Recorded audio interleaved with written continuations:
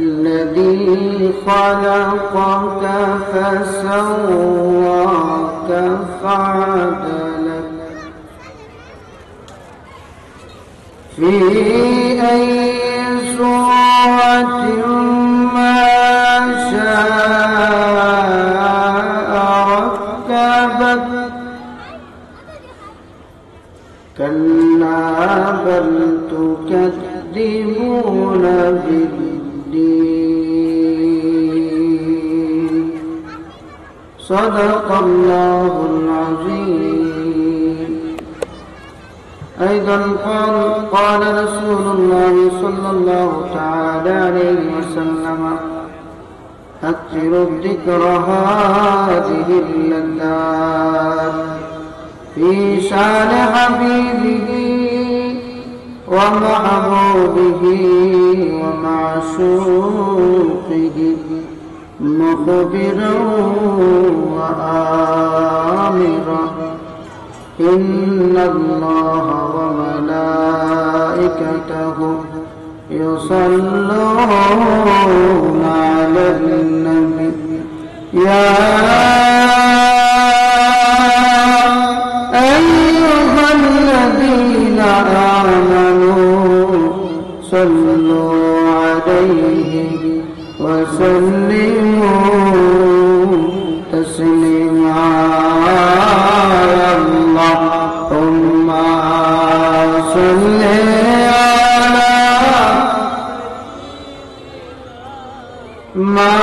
مولانا محمد وعلى آل سيدنا مولانا محمد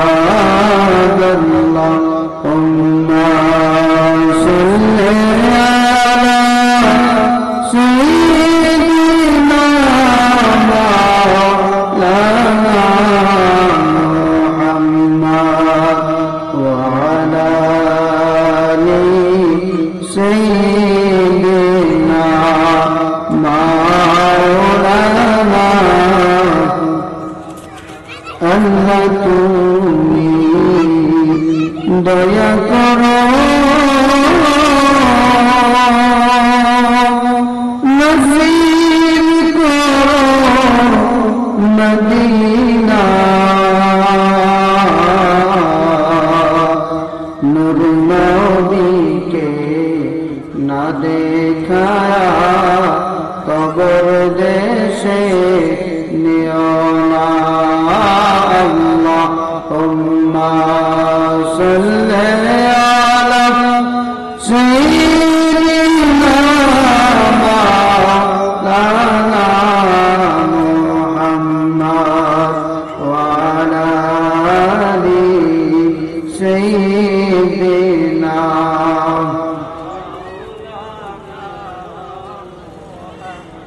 কবর যদি চাও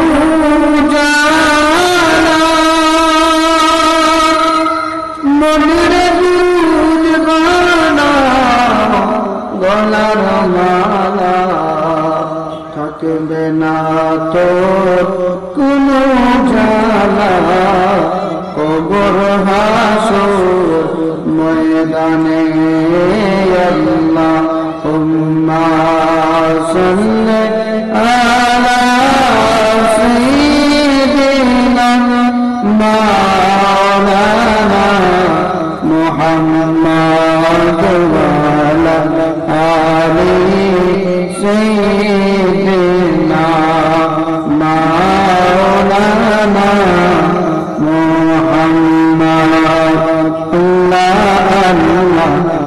আল্লাহু লা ইলাহা ও আল্লাহ আল্লাহ আল্লাহু লা ইলাহা আল্লাহ পাকের প্রিয় হাবিব মুহাম্মদ রাসূল হলেন যিনি সবার আগে হলেন যিনি সবার আগে সৃষ্টি করলেন নবীজি আল্লাহ আল্লাহ আল্লাহ লা ইলাহা اللهم صل وسلم وبارك عليه الحمد لله আল্লাহ পাক রব্বুল আলামিন আপনাকে আমাদের সকলকে পবিত্র মিরাজুন নবী সাল্লাল্লাহু আলাইহি সাল্লাম এর মাস রজবুল মুরাজ্জাব মাসের একেবারে শেষে দিকে আগামীকাল 27 রজব 26 তারিখ দিবাগত রাত যে রাতে নবী পাক সাল্লাল্লাহু আলাইহি সাল্লাম মেরাজে গমন করেছিলেন সকলে বলি আলহামদুলিল্লাহ। এই মাসে আমরা আজকে দাউদনগর হযরত ইমাম হুসাইন রাদিয়াল্লাহু তাআলা আনহু সুন্নি জামে মসজিদ কমিটির উদ্যোগে মেরাজুন নবী সাল্লাল্লাহু আলাইহি সাল্লাম উদযাপন উপলক্ষে পঞ্চম বার্ষিক সুন্নি মহাসম্মেলন উদযাপন করতে যাচ্ছি। আবার বলে আলহামদুলিল্লাহ।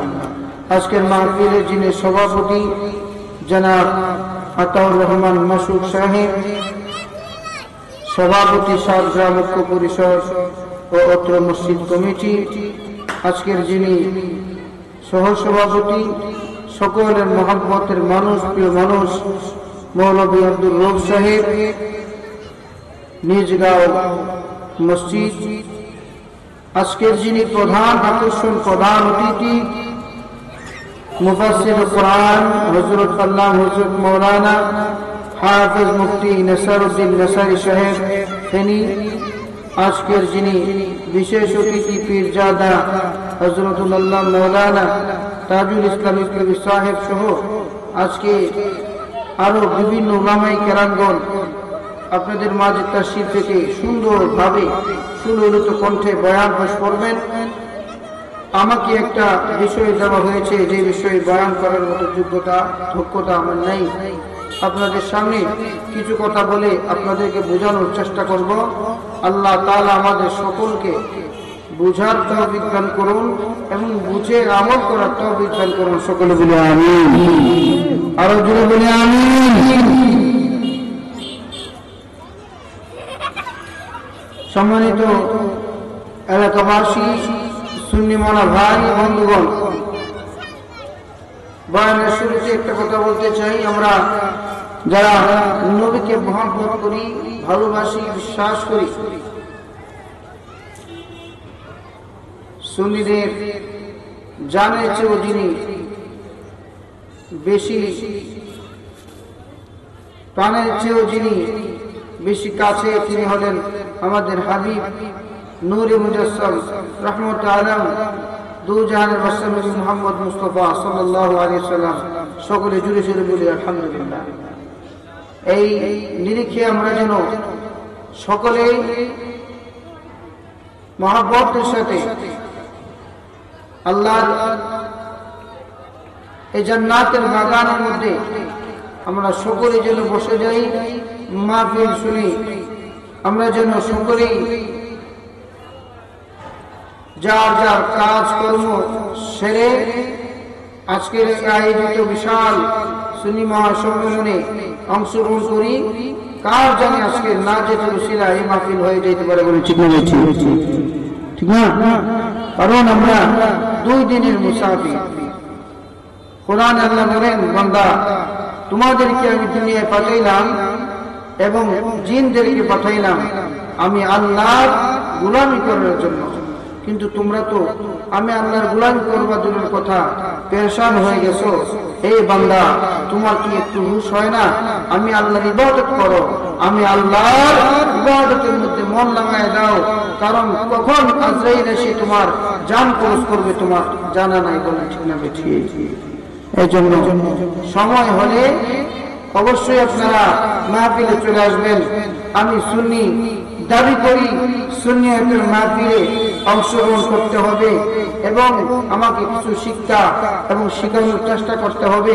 নবীর আদর্শ হচ্ছে তুমি যা জানো আরেকজন মুসলমান, আরেকজন ভাইকে তুমি তা জানায় দাও। বলেন না সুবহানাল্লাহ। বন্ধু আমার,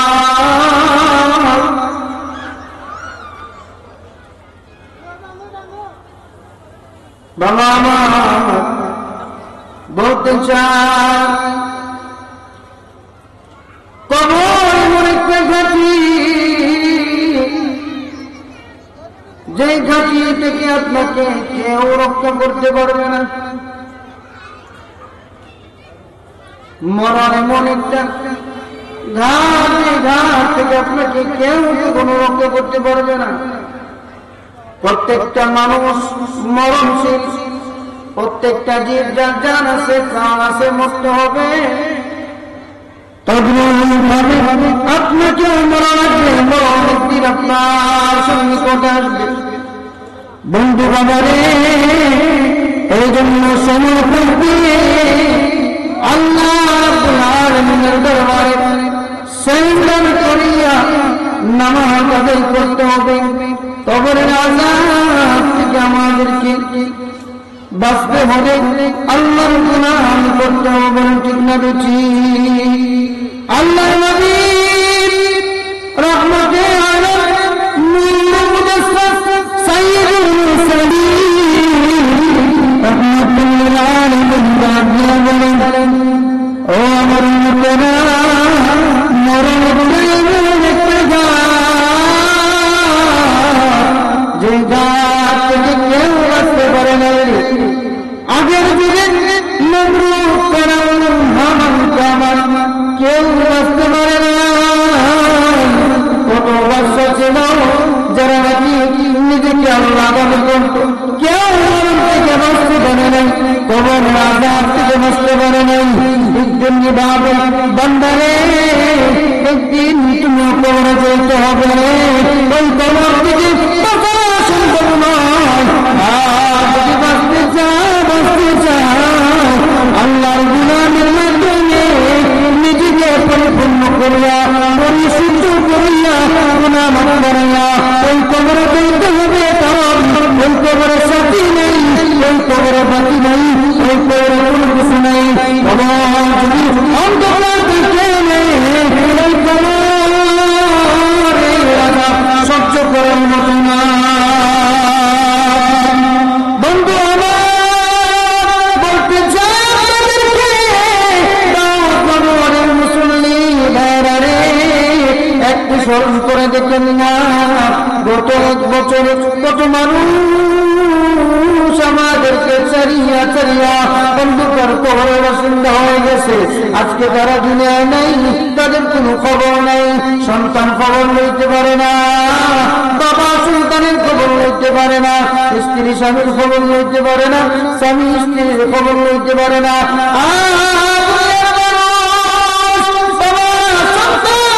বিদেশের জমিনও থাকে, বাবার কাছে ফোন দিয়া খবর নিত, বাবা সন্তানের খবর নিত, পিতা মাতার খবর নিত।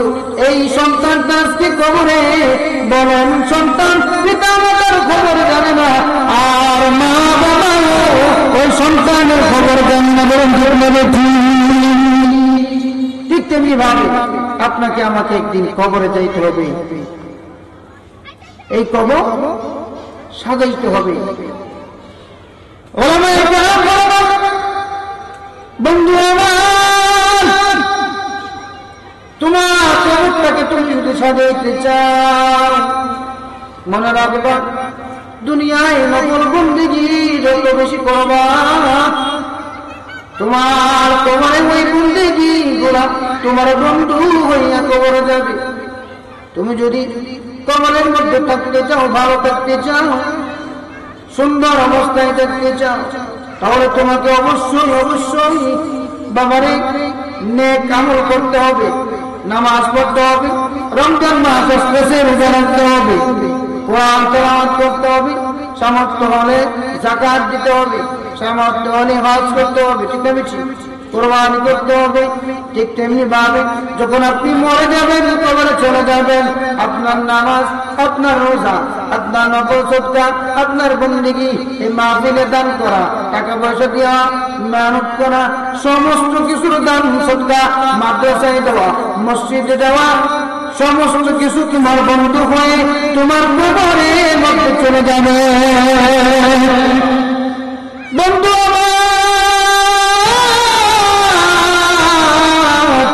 বলতে চাই সময় নাই রে, কত যুবক বাইক অ্যাক্সিডেন্ট করিয়া রাস্তার মধ্যে মৃত্যু হয়ে গেছে, ঠিক না বেশি রাস্তার মধ্যে হাসপাতালে নেওয়ার সুযোগ নাই, রাস্তার মধ্যে মৃত্যু হয়ে গেছে। কত মানুষ হঠাৎ করে স্ট্রোক হয়ে মাঠের মধ্যে মরণ হয়ে গেছে, হঠাৎ করে বিছানার মধ্যে মরণ হয়ে গেছে। কি গ্যারান্টি আছে? একটু খেয়াল করো না, আমার সময় নাই, আমার কাছে কোনো সময় নাই। আল্লাহ বলেন কুল্লু নাফসিন যায়িকাতুল মউত।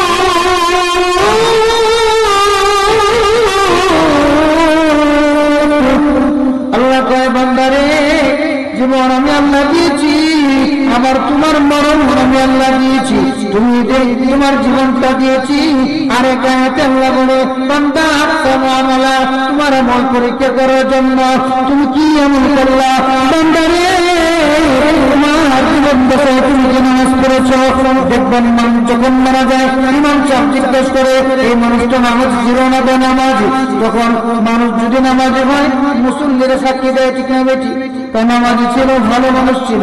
বলেন তো আপনি যে নামাজটা করতেছেন না, আপনি কি মরবেন না রে ভাই? মরণের কি ভয় নাই? এই মরণের ভয় যদি থাকে, বলেন নামাজ পড়ার দরকার আছে না?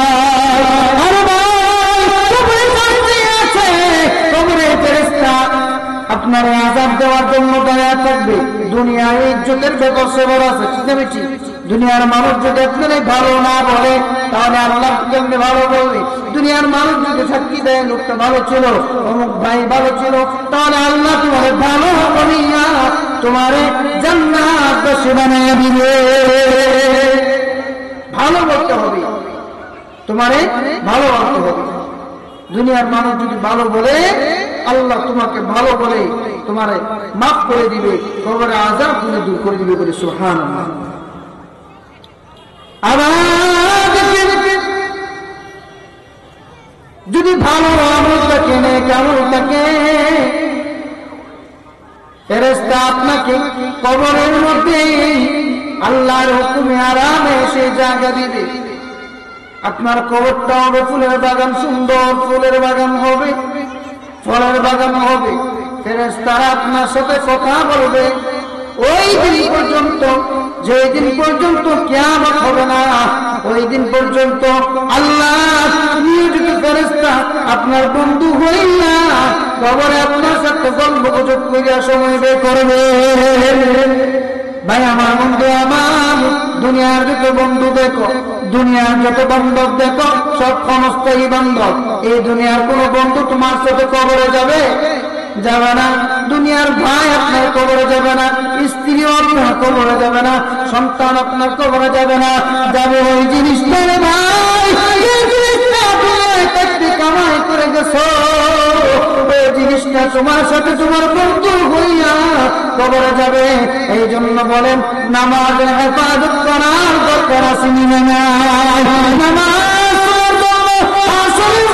নূর হবে, দলিল হবে, সাক্ষী দিবে আল্লাহকে বলবে মালিক তোমার এই বান্দাটা আমি নামাজের হেফাজত করেছি। কোরআন বলবে আল্লাহ তোমার বান্দাটা কোরআন তেলাওয়াত সব সময় করছে। আল্লাহ যদিও তোমার বান্দাটা কোরআন তেলাওয়াত করে না, মসজিদে ইমাম সাহেব কোরআন তেলাওয়াত করেছে, মনোযোগ দিয়ে শুনছে। আল্লাহ যদিও তোমার বান্দাটা কোরআন তেলাওয়াত করতে পারতো না, কোরআনের মাহফিল যদি যখন চলে আসছে মুনিবেরা ওই কোরআনের মাহফিলে নবীর মহব্বত নিয়া আমার মহব্বত নিয়া কবরের ভয় নিয়া জাহান্নামের ভয় নিয়া ওই মসজিদে ওই মাহফিলে ওই মাজারে চলে গিয়েছে মওলা তুমি ওই তোমার মায়ের বান্দাকে আমি কোরআনের উসিলায় তার জীবনের গুনাহ মাফ করে দাও যারা বলেন না সুবহানাল্লাহ। বন্ধু আমার গভীর মনোযোগ, আপনি দুনিয়া থেকে বিদায় নিতে হবে এটা আমরা সবাই জানি, কিন্তু বাবারে যখন আপনার মরণ আসে প্রত্যেকটা মানুষের নাম ঠিকানা বাবার নাম সবকিছু একটা গাছের মধ্যে লেখা আছে, ওই গাছের নাম তো হলো সিদরাতুল মুনতাহা। সুবহানাল্লাহ। ওই গাছের মধ্যে পাতা আছে বড়ই পাতার মতো বড় বড় পাতা, আপনার আমার সমস্ত কিছু লেখায় গেলে যেই দিন এই কথাটা পড়া যাবে ওই দিন আমাদের মরণের চিঠি চলে আসবে। সুবহানাল্লাহ। মরণের চিঠি 40 দিন আগে আল্লাহ ফেরেশতার মাধ্যমে বান্দার কাছে মরণের চিঠি পাঠায়, বান্দারে ও বান্দা দুনিয়ায় আর থাকা যাবে না, আর মাত্র 40 দিন। কয়দিন? যেরকম কয়দিন? আর মাত্র 40 দিন সময় আছে, দুনিয়ার থেকে বিদায় নিতে হবে।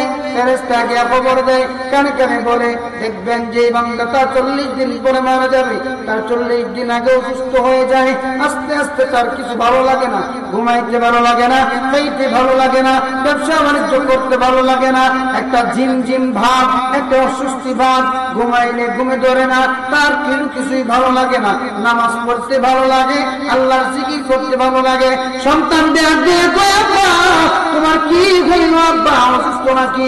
বলে জানি না, গানটা থর করে কয়েকদিন যাবৎ মনটা ভালো লাগে না, গানটা ভালো লাগে না, ব্যবসায় মন বসে না, কাজে মন বসে না, তখন বুঝতে হবে রে বাবা ওই মানুষটার মরণের চিঠি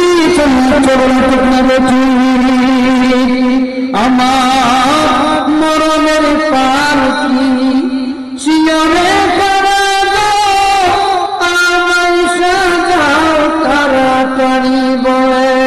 মরণের পালকি দুয়ারে তাড়াতাড়ি আমার মরণের পালকি দুয়ারে তাড়াতাড়ি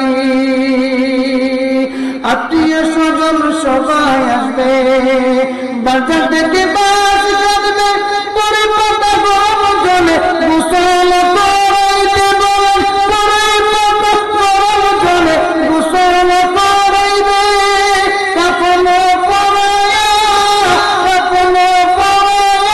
আতর গোলাপ মাখায়া, কাফনে পরায়া আতর গোলাপ মাখায়া 3.5 হাত কবরে রাখিবে আসিয়া আমার মরণের পালকি দুয়ারে আমায় সাজাও তাড়াতাড়ি আমার মৌতের পালকি দুয়ারে সাজাও তাড়াতাড়ি। বলেন আল্লাহু আকবার। বন্ধুরে বন্ধু, ভয় নাই মরণের, ভয় নাই কবরের, চিন্তা করো না, তোমার চোখের সামনে থেকে দাউদ করে ইমাম হুসাইন রাদিয়াল্লাহু তাআলা আনহু সুন্নি জামে মসজিদের কত মানুষ, এই এলাকার মানুষগুলা এই মসজিদের খাটিয়ার মধ্যে ইতিমধ্যে উঠে গেছে। আর চিন্তা করো কালকে কার নামটা আছে যে ব্যক্তি খাটিয়ার মধ্যে উঠিয়া ওই কবরে এসে চলে যাবেছি। বলেন ঠিক না? তোমরা যাইতে হবে বাবা, খাটিয়ার মধ্যে উঠে যাবে, মাস্টার যখন খাটিয়ার মধ্যে উঠে যাবে, আত্মীয় স্বজন সবাই কাঁদবে।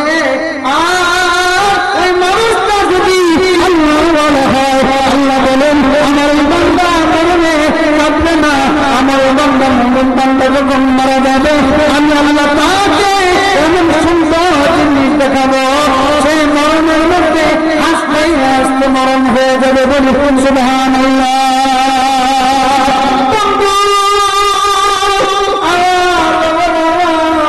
সন্তানটা গিয়ে বলবে কষ্ট হয় নাকি? বলবে বাবা রে জানি না কষ্ট হইতেছে, বুকের মধ্যে ধর ধর ব্যথা করে, বুকের মধ্যে একটা কাঁপুনি, জ্বর জ্বর লাগে। সন্তান বলবে বাবা ডাক্তার দেখাই, বলে না ডাক্তার দেখানো লাগবে না, আস্তে আস্তে আস্তে আস্তে সময় আসবে, ফেরেশতা আবার আসবে, এসে বলবে আর সময় নাই, আর মাত্র 30 দিন আছে। কিছুদিন পরে আবার এসে বলবে আর মাত্র 20 দিন আছে। কিছুদিন পরে আবার এসে বলবে আর মাত্র 10 দিন আছে। যখন আপনার মরণের সময় চলে আজরাইল আলাইহিস সালাম বলবে আয়েশা আপনার ঘরে হাজির হইয়া আপনারে বলবে আল্লাহর বান্দা রেডি হয়ে যায়, আর সময় নাই, মরণ তোমার কাছাকাছি চলে আসছি, আমি এখন তোমার জানটা কবজ করে নিব। মুমিন বান্দা যদি হয় তার মুখের মধ্যে একটা হাসি আসবে। আমরা মুমিন যারা আছি আমরা সব সময় দোয়া করি আরিনি বিজামালিকা ইয়া রাসূলুল্লাহ ইতমা ক্বালানা ইয়া হাবিবাল্লাহ, নবী গে আমার বলবে দিদার দিয়া ধন্য করিয়ে দিবেন। আমার বন্ধু আমার নবী যদি আপনি আমার মরণের মধ্যে চলে আসে, আমাদের মরণটা বড় নরম হবে, আমাদের মরণটা বড় সহজ হবে। বন্ধুরে আল্লাহ নবী বলেন যে নাকি আমি নবীরে দেখলাম তার জাহান্নামের আগুন আমি আমার আল্লাহ রাব্বুল আলামিন তার জন্য হারাম করে দিলেন। ইয়া রাসূলুল্লাহ জোরে জোরে পোলাও খাইলা, কুরমা খাইলা, আর কি কি জানি খাইলা, সমস্ত কিছুর হিসাব দাও। মানুষ তখন ডাকিয়া বলে আল্লাহর ওলি আপনার কেরামতি আছে, এত গরম তাওয়ার মধ্যে দাঁড়ায়া বলেছেন আমরা তো কেরামতি নাই, নাই কোনো নেকি নাই, নাই কোনো আমল নাই, আল্লাহ আমাদেরকে কেমনে এই তাওয়ার মধ্যে ওঠার ক্ষমতা দিবে?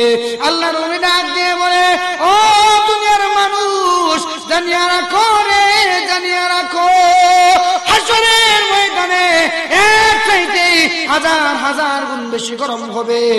এই জমিনটা হবে তামার, আর মাত্র 3.5 হাত মাথার উপরে সূর্য থাকবে। আল্লাহ রাব্বুল আলামিন বান্দাদেরকে এত কষ্ট দিবেন তোমার মাথার মগজগুলা গলে গলে টকবক টকবক করে জমিনের মধ্যে পড়ে যাবে। ওই দিন যদি আল্লাহ দরবারে হিসাব না দিতে পারো তুমি আল্লাহর জাহান্নামের আযাব থেকে রক্ষা পাবে না। চিৎকার মেরে বলা যাবে আব্বা মারহাবা। এটা ঠিক, হ্যাঁ, জাহান্নামের আগুন থেকে আমাদেরকে বাঁচতে হবে। ওই দিন ওই মুহূর্তে আমরা কি জবাব দিব রে বাবা রে? কঠিন মুসিবত হাসরের ময়দানে যখন বাবা সন্তানকে চিনবে না, মা কলিজার টুকরা মা যে নাকি ঠান্ডার দিনে তোমার বুকের মধ্যে আছে, কারণ তোমার ডাইনে ঘুমাইতে দিছে ডাইনে প্রস্রাব, বামে ঘুমাইতে দিছে বামে প্রস্রাব। মা কোন দিকে ঘুমাবে, তোমারে কোন দিকে ঘুম পাড়াবে সিদ্ধান্ত না পাইয়া মা জননী তোমারে বুকের মধ্যে জায়গা করে দিছে রে। বলেন তো বাবা রে, ও বাবা ওই মা তোমার হাসরের ময়দানে চিনবে না, ঠিক না বেঠি? জোরে বলেন ঠিক না বেঠি? মা মা গো তুমি আমার হাসরের ময়দানে চিনবে না।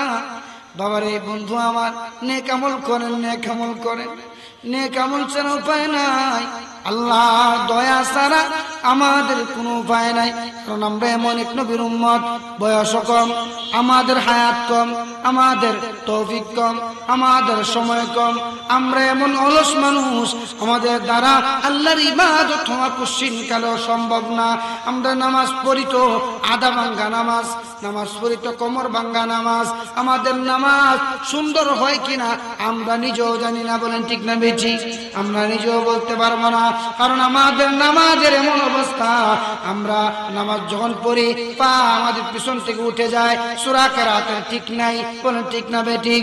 যদি আল্লাহ দয়া না করে এই গোলামদের বলেন কোনো উপায় নাই, ঠিক না বেঠিক? কবরের আযাব কত কঠিন সইতে আমি ইবনা মৃত্যুর যন্ত্রণা সইতে আমি পারিব না। ও গো দয়াময় হে রহিম, চাই শুধু তোমার করুণা। মৃত্যুর যন্ত্রণা কঠিন সইতে আমি পারিব না। বন্ধু আমার, বাবার আমার, বলতে চাই হাতিম আসিম এবার একজন একজন করে ডাক দিয়ে বলে, আমি উঠলাম, তোমরাও তাওয়ার মধ্যে উঠো। বলে না, আমাদের দ্বারা এই গরম তাওয়ার মধ্যে ওঠা সম্ভব না। বলেন তাহলে হাসরের ময়দানে আমরা কি কিছু সময় টিকতে পারবো? হ্যাঁ, এই জন্য হাসরের ময়দানে কিছু কাজ আছে বাবা, এই কাজগুলো যদি আমরা করতে পারি, হাসরের ময়দানে আল্লাহ আমাদেরকে আরশের ছায়ার নিচে, আরশের ছায়ার নিচে, আরশের ছায়ার নিচে জায়গা দিবে, যে আরশের ছায়া ছাড়া আর হাসরে আর কোনো জায়গা, আর কোনো ছায়া, আর কোনো মায়া, কোনো কিছু থাকবে না। জোরে সুরে বলি না সুবহানাল্লাহ। এক নম্বরে বেশি বেশি নবীর উপর দুরূদ শরীফ পড়া। কি করা? বেশি বেশি দুরূদ শরীফ পড়া। আর দুরূদ শরীফ ছাড়া, হ্যাঁ, কিছুদিন আগে কিছু যুবক দেখলাম আমার নবীর দুরূদকে ব্যঙ্গ করছে। গেছে বন্ধুর বিয়েতে, আর কোনো কিছু পারে না, মুখে দাড়ি, মাথায় টুপি নেই, পাঞ্জাবি লাগাইছে ঠিকই, কিন্তু গায়ে হলুদের পাঞ্জাবি লাগাইয়া দুরূদ শরীফের ব্যঙ্গ করে। নাউজুবিল্লাহ বলেন। আমি সবার উদ্দেশ্যে বলতে চাই, ভাই তুমি যে শিক্ষিত পারসন, তুমি কত বড় জ্ঞানী, আরে কত বড় জ্ঞানী মানুষ হইয়াও নাফরমান হইয়া কবরে যায়, ঠিক না বেঠি? বেঈমান হইয়া কবরে যায়। তুমি আল্লাহ নবীর দুরূদ পড়ে হে ব্যঙ্গ করে, কি আমরা ব্যঙ্গ করে? আরে তুমি যে ব্যঙ্গ করো, তুমি কার অনুসরণ করো? তুমি যেই গোষ্ঠীর অনুসরণ করো তাদেরকে জিজ্ঞাসা করো, মিলাদ জায়েজ আসেনি, দুরূদ শরীফ জায়েজ আসেনি, এইভাবে পড়া যাবেনি। ব্যঙ্গ করিও না, কারণ ব্যঙ্গ করতে করতে কত ব্যাং, কত বা কত মানুষ গাতার দিয়া পড়ছে তো পড়ছে, আবার কত মুসলমানের বাচ্চা কুকুর বিলাই হইয়া মরছে, ঠিক না বেঠি? যেটা বলেন ঠিক না বেঠি? কুকুরের মতো মরছে, এরকম আছে না? না, আল্লামা হইলেই হবে না, ভিতরে নবীর প্রেম ভালোবাসা রাখবে, ঠিক না বেঠি? প্রেম ভালোবাসা নিয়ে আল্লামা হইলেই হবে না। ভাই নবীর দুরূদ ব্যঙ্গ করছে সারাটা জীবন, এরকম মানুষ আছে না? নাই, ব্যঙ্গ করে মরার সময় এমন হয়েছে কুকুরের মতো চেহারা হয়ে মারা গেছে, আছে না? নাই। এই জন্য এইরকম আমি আমার অভ্যাস নাই, আমি কারো বিরুদ্ধে কোনো কথা বলি না, কিন্তু বলার উদ্দেশ্য হলো, তুমি যে, আমি কাউরে বোঝানোর জন্য বলতেছি, এই বাংলাদেশে নয়, অন্যান্য কান্ট্রিতেও আল্লাহর কোরআনকে নিয়ে যারা অপমাননা করেছে, কেউ হয়েছে সাপ বিচ্ছু, কেউ হয়েছে নেওলা, কেউ হয়েছে কুকুর, ঠিক না বেঠি? এরকম আল্লাহ বানাই দিছে। এই জন্য কোরআনকে নিয়ে অবমাননা করার দরকার নাই, নবীর দুরূদ নিয়ে অপমান করার দরকার নাই। করলেই তুমি আল্লাহর গজব তোমার মধ্যে আসবে, ঠিক না বেঠি? এই আমেরিকায় কত আযাব নিকৃষ্ট, এরা কি করে? আল্লাহর আইন অমান্য করে হাত প্যান্ট লাগাইয়া ঘুরায়, ঠিক না? শরীর দেখা যায়, কের নারী, কের পুরুষ, কের ছেলে, কের মেয়ে, সবাই অস্থিরতার মধ্যে আছে, গাছ গান। এই জন্য তো আল্লাহ এমন গজব দিছে, এমন আযাব দিছে, আযাব দিয়া একটা শহরে আল্লাহ ধ্বংস করে দিয়েছে, ঠিক না বেঠি? ধ্বংস করে দিয়েছে। কিছুদিন আগে আরেকটা রাষ্ট্রের মধ্যে হয়েছিল, আমাদের বাংলাদেশও বিভিন্ন সময় বিভিন্ন জায়গায় হয়। এগুলোর থেকে বুঝতে হবে, আল্লাহর আইন যদি না মানো, নবীর সুন্নাত যদি না মানো, আল্লাহ তোমার উপর গজব দিতে বেশি সময় দেরি করবে, ঠিক না বেঠে? ভাই এই জন্য নবীর দুরূদ নিয়ে ব্যঙ্গ কইরো না, এরা ব্যঙ্গ করছে। আমি বলতে চাই, দেখবেন যারা ব্যঙ্গ করছে, এদের একটাও আমি বলে দিলাম, আপনারা মিলিয়ে রাখবেন, এদের একটাও ভবিষ্যতে কোনো উন্নতি করতে পারবে না। প্রত্যেকটা যদি তওবা না করে মাফ না চায়, এরা এমন ভাবে তাদের জীবন হবে, অনেক কষ্টের জীবন হবে, এবং লানত প্রাপ্ত হয়ে এই দুনিয়ার থেকে বিদায় নেবে ইনশাআল্লাহ। নবীর বিরুদ্ধে কোনো কথা, নবীর দুরূদ নিয়ে ব্যঙ্গ কেন করবা? তুমি পড়ো না, অসুবিধা আছে? অসুবিধা আছে? অসুবিধা নাই। দান্দাবাজি ছাড়ো, নিজে যা করো না করিও না, অসুবিধা নাই, কিয়াম করো না, আমরা কাউরে বলি না যে কিয়াম করতেই হবে, ঠিক না বেঠি? আল্লাহ আমাদের সকলকে বুঝার তৌফিক দান করুন, সকলে বলেন আমিন। হাতিম আসিম এর ঘটনার থেকে শিক্ষা দেন যে তোমরা কি করো, হাসরের জন্য প্রস্তুতি নাও। কিসের জন্য বাবা? হাসরে। হাসর হবে এটা আমাদের বিশ্বাস আছে না নাই? আমানতু বিল্লাহি ওয়া মালাইকাতিহি ওয়া কুতুবিহি ওয়া রাসূলিহি ওয়াল ইয়াউমিল আখির। আপনি সবাই আবার মরব, মরার পরে আবার জীবিত হব। আমাদের জন্য আল্লাহ হাসরের ময়দান টাঙাবে, হাসরে বিচার হবে, একটা একটা করে দল আলাদা আলাদা করা হবে। একটা হলো নবীর দল, আর একটা হলো অমুক দল, অমুক দল, অমুক দল, আছে না নাই? আমার নবীর উম্মতের মধ্যে এই দলগুলা আলাদা করা হবে। সব চাইতে বড় দল যেটা হবে এটা হবে আমার নবী, শ্রেষ্ঠ নবী, নূরে মুজাসসাম, রহমতে আলম, দু জাহানের বাদশা নবী মুহাম্মদ মুস্তাফা আহমদ মুস্তাফা সাল্লাল্লাহু আলাইহি ওয়াসাল্লামের দল। বলেন না সুবহানাল্লাহ। নবীর দল, শেষ নবীর দল। এই জন্য বলেন হে নবী, এই নবীর শেষ নবী আমি আল্লাহ, শেষ নবী শেষ জামানে পাঠাইলাম, এবং আমার বান্দা যারা শেষ নবীর উম্মত হবে তাদেরকে শেষে পাঠাইয়া আমি তাদেরকে দামি বানাই দিয়েছি। বলেন না সুবহানাল্লাহ। দামি নবী, আমার দামি নবীর দামি উম্মত হয়ে আমরা খুশি না বেজার? ভাই খুশি না বেজার? আমরা এমন উম্মত, যদি আমরা জানতাম আমরা কেমন উম্মত, আমরার দাম কি অন্যান্য নবীর উম্মতদের চাইতে আমাদের অনেক বেশি দাম। বলেন না সুবহানাল্লাহ। আল্লাহ রাব্বুল আলামিন আমাদেরকে এত দামি বানাইছেন। অনেক রূহ থাকে বাইরে, আল্লাহ আমাদের মুহাম্মদী রূহটারে, এই যে মুহাম্মদ রাসূলুল্লাহ সাল্লাল্লাহু আলাইহি সাল্লাম নবীর উম্মতদের রূহটারে একটা আলাদা বেষ্টনীর মধ্যে রাখছেন। একজন নবী জিজ্ঞাসা করলেন, আল্লাহ তোমার ওই নবীর উম্মতদেরকে দেখতে চাই। আল্লাহ বলে না, এদেরকে দেখা যাবে না, কারণ এরা ভিআইপি পারসন। আর যদি হয় না, আল্লাহ কয় না এরা ভিআইপি। আমাদের এই স্টেশনে ভিআইপি একটা কোর্স আছে না নাই? ভিআইপি কোর্স, সাধারণ যাত্রী এটার মধ্যে উঠতে পারবে।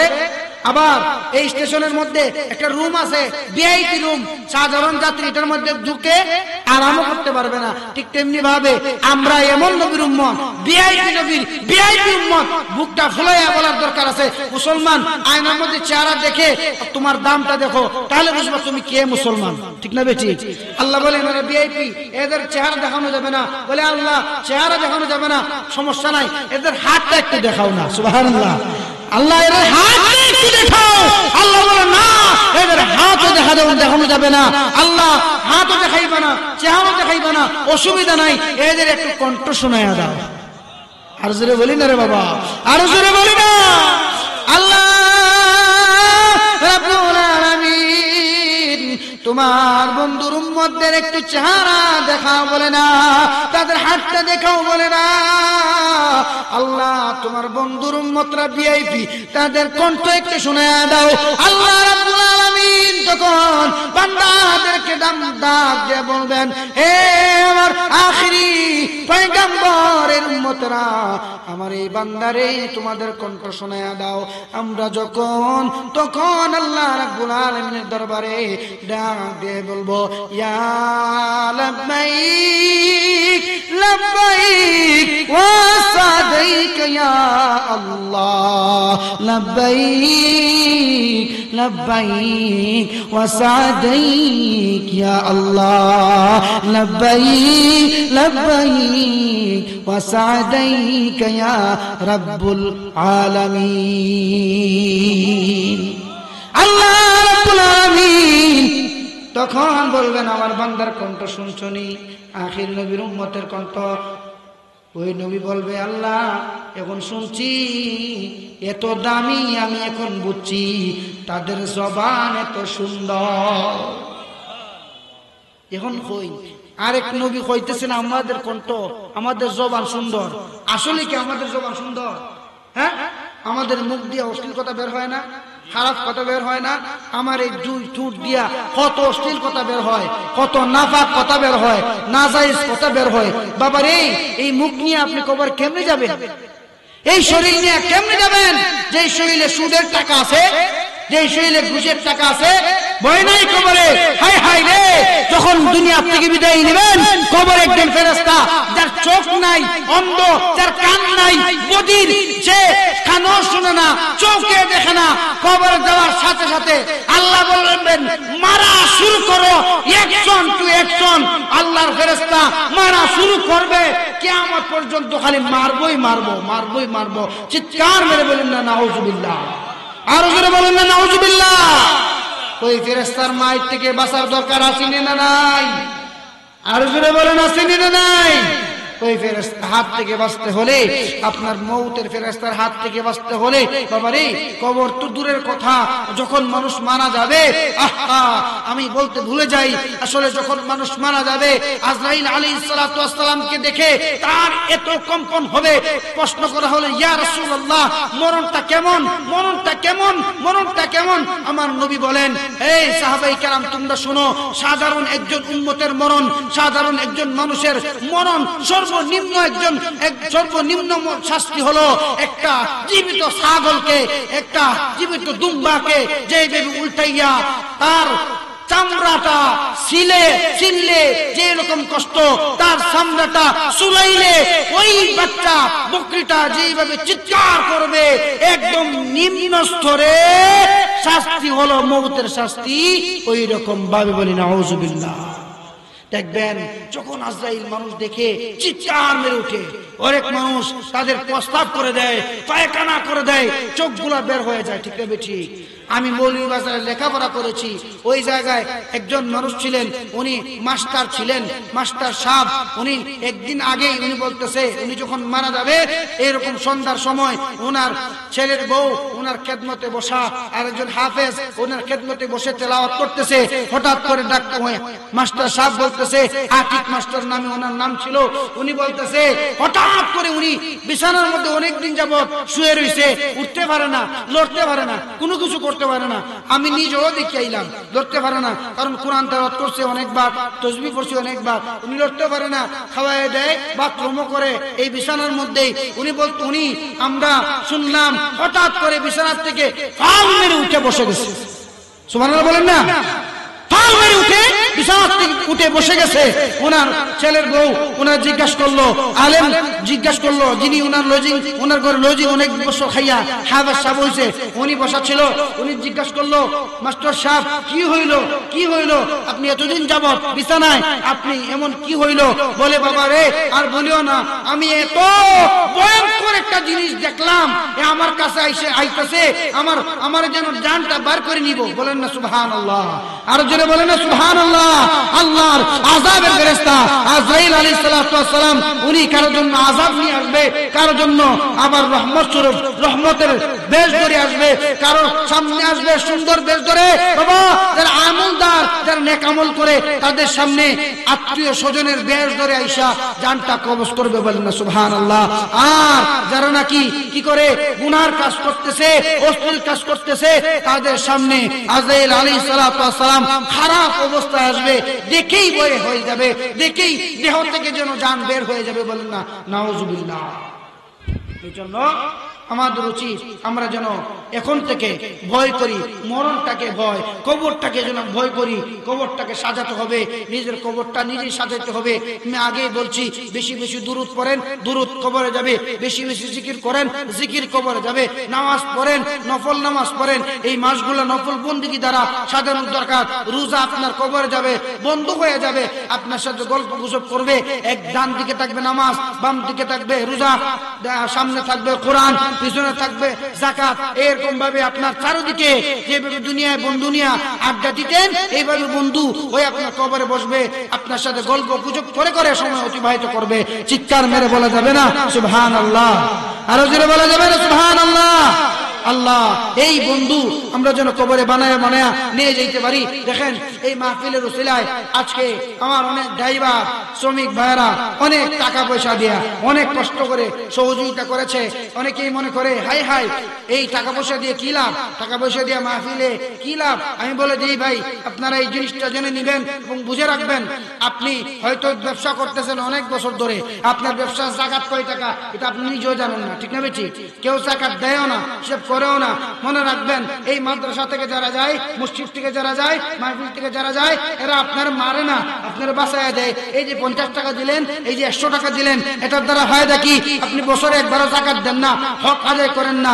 আপনি এরা আপনার কাছে গিয়া উচিত ছিল আপনি আইয়া দিবেন, কিন্তু না, এরা আপনার কাছে যায়, আপনি এদেরকে সাবান খাওয়াইয়া দিতেন, কারণ এরা আপনার জাহান্নাম থেকে বাঁচাইতেছে। আপনি ব্যবসা করেন হাজার হাজার লাখ লাখ টাকা, যাকাত 1 টাকাও দেন না, ফিতরা তো দেনই না, কোনো কিছু দেন না।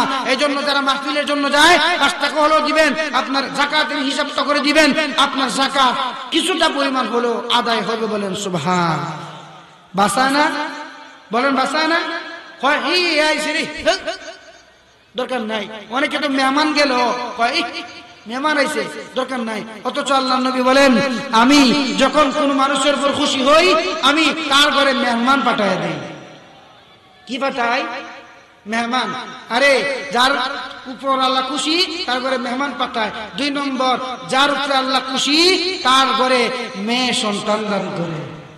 সুবহানাল্লাহ দেন না? হ্যাঁ, এক জায়গায় এক মেয়ের, মহিলার 3টা মেয়ে সন্তান, 4 নম্বর এইটাও মেয়ে হয়েছে, খানতে খানতে শেষ। আমি বললাম খাইতে লাভ নাই, আল্লাহ দিছে তোমার রিজিক বাড়ায়া, বরকত বাড়ায়া। বলেন না সুবহানাল্লাহ। আমারও আল্লাহ মেয়ে দিছে, এদের বেজার হওয়ার দরকার আছে। আল্লাহ আমাদেরকে তৌফিক দান করুন, মেয়ে হোক ছেলে হোক, এদেরকে যে আদব কায়দা শিক্ষা দিয়ে নামাজে বানায় রাখতে পারি, ওই মেয়ে ওই সন্তানটা আমার জন্য দোয়া করবে, তা সে আমার নাজাতের উসিলা হয়ে যাবে। বলুন সুবহানাল্লাহ। আল্লাহুম্মা সাল্লি আলা মাওলানা মুহাম্মদ ওয়া আলা আলি সাইয়্যিদিনা মাওলানা। আল্লাহ পাক আমাদের আজকের এই মাহফিলটাকে কবুল করুন। দাওয়াতি মেহমান ওনারা ইনশাআল্লাহ যথাসময় মাহফিলে উপস্থিত হবেন। আপনারা যে যেখানে আছেন মেহেরবানি করে এশারের নামাজ পড়ে পড়ে মাহফিলে চলে আসবেন। খুব সুন্দর বয়ান হবে ইনশাআল্লাহ তাআলা। আমি যা কিছু বলেছি এর মধ্যে যদি ভুল ত্রুটি হয়ে থাকে ক্ষমা সুন্দর দৃষ্টিতে দেখবেন, আপনারা আমাকে মাফ করে দিবেন। ওমা আলাইনা ইল্লাল বালাগ। সংক্ষিপ্ত দোয়া করি, আল্লাহুম্মা আমিন ইয়া রাব্বাল আলামিন। মুনিব রাব্বুল আলামিন, আল্লাহ আজকের এই মাহফিল দাউদনগর ইমাম হুসাইন রাদিয়াল্লাহু তাআলা আনহু সুন্নি জামে মসজিদ কর্তৃক আয়োজিত মেরাজুন নবী উপলক্ষে ৫ম সুন্নি মহাসম্মেলন কবুল ফরমাও।